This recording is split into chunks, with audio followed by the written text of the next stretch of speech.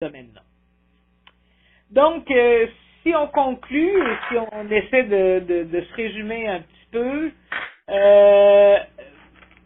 les synthèses de connaissances, donc après avoir examiné, puis si vous avez fait le décompte, environ screené, là, comme on dit, environ 8000 articles, on a retenu 70 synthèses de connaissances qui elles-mêmes synthétisaient 632 articles d'études primaires. Ce qu'on retient, c'est une grande variabilité dans les concepts, définitions et mesures utilisées concernant les quartiers et les ressources locales. C'est un champ qui n'est pas vraiment stabilisé. Les gens qui entrent dans ce champ-là développent leur propre façon de mesurer, ce qui rend les études difficilement synthétisables et comparables les unes avec les autres. Et on a aussi été assez déçus par la qualité des revues. Très peu de revues d'excellente qualité et la présence de revues de faible qualité aussi.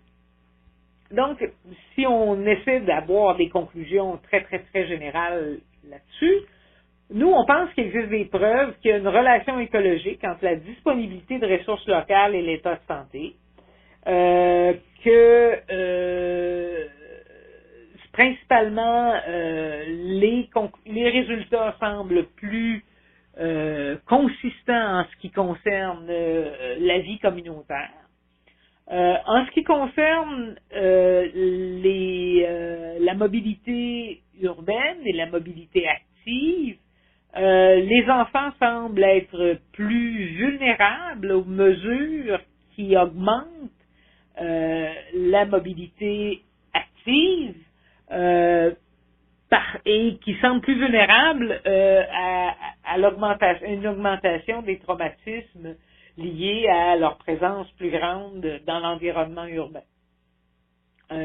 Puis on pense aussi que l'amélioration des ressources d'un quartier pour la santé, c'est un investissement important de santé publique et ça justifie amplement des efforts d'action intersectorielle pour augmenter la disponibilité, la qualité et l'accessibilité de telles ressources. Il reste très certainement des défis dans la production de données probantes, des défis dans la stabilisation des mesures pour étudier ces relations-là. Et ce que ce travail-là montre aussi, c'est que le travail de décision basé sur des données probantes, il est souvent doit se faire en essayant de mettre ensemble des choses qui vont pas nécessairement ensemble et de synthétiser des résultats qui sont souvent inconsistants. Donc, beaucoup plus de travail à faire dans le domaine à la fois des données, des recherches primaires, à la fois des études de synthèse, pour les rendre plus cohérentes les unes avec les autres et pour faciliter la prise de décision sur des données scientifiques. Merci beaucoup, puis on va essayer de répondre à vos questions du mieux qu'on peut.